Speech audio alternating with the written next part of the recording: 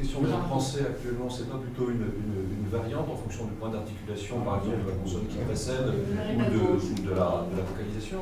Neuf ou cre, ça ne va pas donner le même R, parce que là-dedans.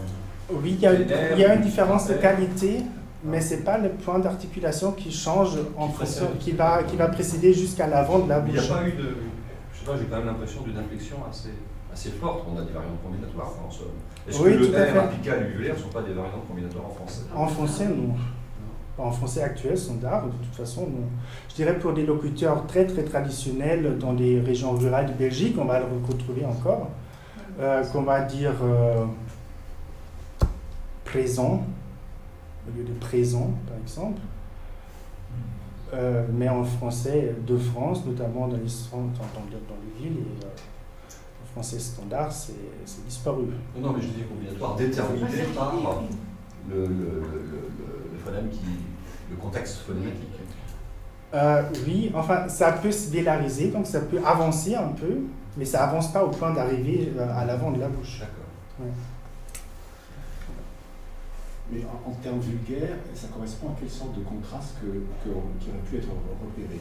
Est-ce que ça correspond par exemple à une différence entre certains R roulés et non pas avec le fond de la gorge, mais plutôt en avant, et puis d'autres sortes de R prononcées de façon assez aplatie et étranglées au fond de la gorge. Voilà. Ça correspond à peu près à ça, cette différence. Je vais vous en dire. C'est peut-être si on est peut-être un peu perdu, c'est que on se promène quand même beaucoup en France. Ouais. Il existe encore des variétés de R. Oui, si on va dans le Gers, si on va dans les airs. On appelle ça rouler les airs en français quelconque. On sent bien une phrase de R. On peut le dire quand même. On a droit à des intuitions bêtes, au sens commun, avant de les raffiner. C'est qu'il y a plus de variations de produits sociolinguistiques que ça. Oui, non, mais évidemment, je suis absolument d'accord. Vous parlez urbain, en particulier parisien, dans les principales villes. Oui, c'est ça. Évidemment, à la dominante que vous donnez. Voilà. Mais il y a plus de variétés que. Oui, non, je nie pas du tout ce fait. Non, pas du tout. C'est juste. Oui, non. C'est juste pour expliquer. Vous n'avez pas des enregistrements? J'en ai pas, non. D'accord. C'est ça qui nous intéresserait. Non, j'aurais pu en apporter si j'avais su. Juste moi, j'étais pas tellement. Je savais pas qui étaient les gens que je rencontrais. À quel point il y a des linguistes. Est-ce qu'il faut expliquer ce qui est une voyelle antérieure arrondie ou pas? Donc c'était à ce point-là que je savais pas tout à fait qui je vais rencontrer ici. Donc sinon, j'aurais pu prévoir. C'est ça. Tout ça pour dire qu'effectivement, donc le R uvulaire a donc gardé cette valeur socio-indexicale, ce trait marqué d'être urbain et progressiste dans un grand nombre de langues d'Europe, donc en portugais aussi. Même si en portugais, il y a donc en plus cette fonction de distinction de signification, donc entre caro et caro. Oui. Excusez-moi, juste, j'ai raté un truc dans la ville de Gand, oui. C'est en Flandre. Oui. Donc là, on a gardé le R roulé. Non. Le R, non, on a introduit le R uvulaire à la française. À la française, en quelque sorte. Oui, voilà, il y a la seule région basique. Oui. Par exemple, si vous dites voor, dus avant ou pour en néerlandais, en Flandre, en général, vous dites voor. Dus il y a donc le R apical partout en Flandre. Sauf à Gand, vous dites voor. Dans la gorge. Voilà. Parce que la Belgique n'a pas été gagnée par ce mouvement. Voilà. Simplement, on a du mal à vous suivre parce qu'en France, on peut penser que c'est l'inverse. Le R que tout le monde prononce n'est pas vu comme une variante de prestige. Oui. C'est l'inverse. Oui, je vais y aller. De la bof.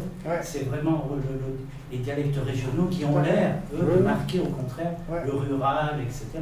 C'est pas du tout que le R qu'on prononce indexerait une valeur de prestige. Non, le terme marqué a changé dans la langue. C'est complètement c'est pas la même chose que pour la montée vers le roi. Oui, mais c'est là, justement il y a cette propagation donc d'une valeur de prestige.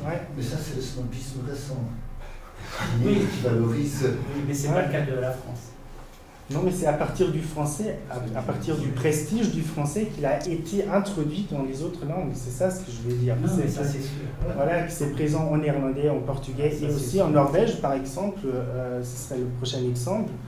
C'est justement à partir du prestige qu'a porté le français, qui a fait qu'on a adopté le R uvulaire à la française dans les autres langues. Là aussi, on a donc une carte avec plus ou moins la même méthodologie que celle de la ville de Gand. Donc on a des locuteurs plus âgés, des locuteurs plus jeunes. Et on verra donc que les locuteurs plus jeunes, dans une zone beaucoup plus vaste, ont déjà adopté le R uvulaire dans certaines régions de la Norvège. Et là, ce qui est très très intéressant, c'est que le phénomène en Norvège ne s'est pas répandu à partir de la capitale, mais plutôt à partir des villes portuaires. Donc les villes qui ont été en contact beaucoup plus avec l'Europe occidentale notamment. Et cela fait aujourd'hui qu'il y a cette zone du R uvulaire de Norvège. Tout le reste du pays, du nord jusqu'à l'est, ont conservé le R apical. Et ce phénomène se répand donc aussi en Norvège aujourd'hui. On peut voir que le R uvulaire progresse le long de la côte vers le nord. Et ce qui est intéressant là, c'est que cette valeur socio-indexicale est un peu différente de celle des autres langues parce qu'on associe beaucoup ce trait du R uvulaire à un parler donc plutôt rural des côtes. Donc ça suscite un peu l'idée, les associations comme disons des pêcheurs, peut-être aussi des travailleurs de l'industrie pétrolière, etc. Mais ce sont quand même des connotations sociales assez positives qui s'inscrivent dans un contexte de valorisation des dialectes, de la variété, de la variation dialectale en Norvège. C'est donc pour cela que le R uvulaire en Norvège a pu se répandre aussi à tel point, parce que c'était porteur là d'une valeur d'identification qui a fait que d'autres locuteurs vont l'adopter. Et c'est exactement donc la même fonction, par exemple, qu'ont les voyelles U et E aux Açores, dans les dialectes de San Miguel, qui sont là aussi un marqueur très facilement reconnaissable pour une identité locale qui garde cette socio-indexicalité pour la communauté linguistique. Et donc, qu'est-ce que ça veut dire pour le modèle du feature pool? Ça veut dire qu'un phénomène entre au feature pool en portant avec lui une certaine valeur sociale, comme une sorte de marqueur qui se situe ou qui situe ce trait particulier dans un contexte social et qui va donc exercer une très grande influence sur la probabilité de ce trait d'être conservé ou d'être rejeté dans des variétés qui sont donc attachées à un certain contexte linguistique. Donc soit le standard, soit des variantes plus formelles ou plus informelles.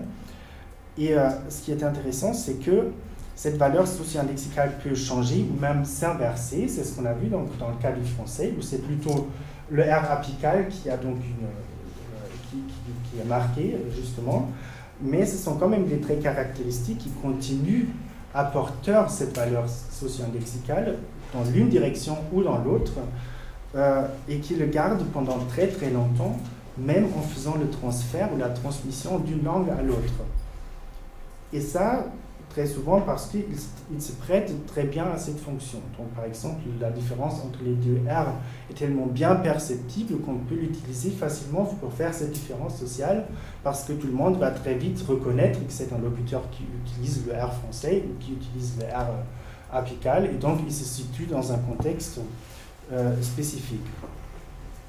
Donc on peut déduire de tout ça d'abord qu'il y a une interprétation très profonde des langues d'Europe. On parle très souvent, quand on examine les contacts linguistiques, notamment entre les langues germaniques et romanes, on parle très souvent du lexique, évidemment, parce que c'est tellement évident.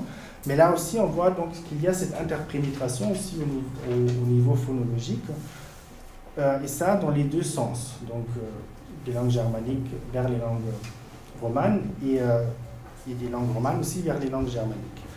Et cela fait que dans une partie des langues, et notamment dans quelques dialectes, il y a une ressemblance très marquée entre les systèmes phonologiques, jusqu'au point d'introduire donc les voyelles A et U, ou de les réaliser dans certaines langues et certains dialectes. Donc, si on introduit par exemple dans une langue un son qui est jusque-là inconnu, on a un moyen très facile donc, pour symboliser une différence clairement audible donc, dans une communauté linguistique. Et la réalisation ou non-réalisation d'un tel son est un signe qui sera très perceptible pour marquer immédiatement son identité et l'appartenance à un groupe social. On remarquera une position un peu particulière du portugais, notamment parce qu'il y a très souvent l'espagnol qui se pose entre le reste et le portugais. Par exemple, on n'a pas de présence du R uvulaire en espagnol. On n'a pas la présence du U et du E en espagnol. Par contre, on en trouve en portugais aussi. Cela fait donc que le portugais a une position un peu particulière aussi par rapport à l'utilisation du R uvulaire qui porte là aussi une distinction de signification. Mais on a toutefois des facteurs communs qui sont donc cette valeur socio-lexicale du phonème marqué et qui sont utilisables donc dans ce sens. Pour finir, je voudrais bien encore essayer de faire un petit peu le lien entre cette phonologie dialectale comparée, la conception de la forme symbolique qui est au centre de ce séminaire. Et là, je vous préviens que ce sont des idées très très tentatives, très provisoires, parce que ce n'est pas du tout mon domaine de travail, mais je crois qu'on peut voir des liens productifs. J'ai posé dans le titre de ma présentation la question à savoir si un phonème peut bien être une forme symbolique. C'est peut-être une question un peu mal formulée, un peu mal posée, puisqu'évidemment, dans le sens de Cassirer, c'est le langage tout court qui est une forme symbolique, et un phonème, c'est donc un son particulier qui fait partie justement de cette forme symbolique.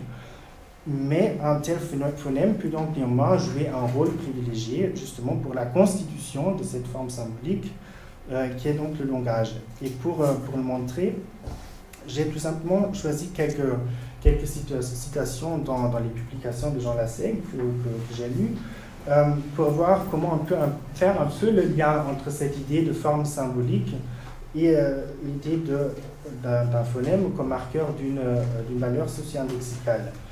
Donc, si on dit qu'une forme symbolique, c'est une notion qui sert à concevoir l'invariant à partir du variant, on a évidemment dans le langage rien que de la variation, donc c'est jamais stable, c'est en évolution constante, mais justement, la phonologie, qui est aussi variable, fournit des moyens pour les communautés linguistiques pour concevoir l'invariant, donc justement pour fixer l'appartenance à un groupe linguistique, à un groupe social, celui dont on veut faire partie. Donc on se sert de la variation phonologique dans cette forme symbolique que nous appelons langage pour stabiliser cette identité en s'adaptant, justement en se démarquant d'autrui. Et les phonèmes que nous avons vus donc, fournissent justement les moyens pour faire tout cela. Donc, dans le portugais des Açores, cette variation phonologique sert à concevoir l'unité, la communauté régionale, insulaire, comme stable, comme fixe, comme un tout qui sera donc différent de la communauté linguistique du Portugal continental. Et cela se fait donc entre autres à partir d'un type de voyelle particulière, ce qui souligne non seulement le caractère arbitraire du langage, évidemment, mais aussi les normes étendues de cette valeur symbolique de la langue. Donc, les formes symboliques sont une mise en ordre qui fait de la réalité sensible, donc dans ce cas-là audible aussi, quelque chose d'interprétable. La réalité sensible, c'est donc une différence de prononciation qu'on peut entendre, et c'est donc une réalité dans ce cas-là très bien perceptible dans la différence articulatoire. Et cette prononciation devient donc interprétable pour les locuteurs puisqu'elle leur donne la possibilité de distinguer justement les membres du groupe des non-membres. Donc si on regarde par exemple le développement du R uvulaire à Gand, on voit comment ce caractère formateur du langage est donc, si on veut, le passage d'une symbolique naturelle à une symbolique artificielle. Alors symbolique naturelle, là je ne suis pas trop sûr, de toute façon on voit que ça renvoie directement à la connexion au début très réelle avec le français, puisque c'était un phonème qu'on a pris au français pour en arriver à une valeur plus symbolique au moment où on l'introduit donc au flamand. Et c'est donc devenu plus arbitraire, notamment de la part des locuteurs qui l'adoptent sans jamais avoir parlé le français et qui l'utilisent toutefois pour marquer cette distinction sociale en articulant les articulaires. Et c'est sur la base aussi de ce processus-là, de cette transformation, que peuvent se former des mythes linguistiques aussi. Donc si le mythe et le langage en tant qu'activité se conditionnent mutuellement, on peut voir évidemment que le mythe a souvent besoin du langage pour se perpétuer, donc pour se matérialiser ou pour prendre forme, pour être transmis. Mais il y a inversement aussi des langues ou des langues individuelles, des dialectes qui profitent des mythes. Et c'est le cas notamment donc, du narratif de ces influences flamandes ou françaises aux Açores, où une grande partie des locuteurs sera tout à fait convaincue que c'est cette influence flamande ou française qui a fait en sorte que le U et le E aient été introduits dans le dialecte. Et on peut donc parler là d'un véritable mythe linguistique qui sert à renforcer l'identité linguistique et donc l'identité régionale en construisant une sorte de récit, de narratif fondateur qui peut être utilisé pour consolider cette idée d'une différence, qu'elle soit régionale, ou locale ou sociale, à partir donc de ce mythe linguistique, de ce mythe historique. Donc effectivement, tout ça, ce sont des réflexions plus associatives que déductives. Donc j'espère qu'on arrive peut-être à les systématiser, à les approfondir un peu encore dans la discussion. Et pour l'instant, je vous remercie pour l'attention. Merci.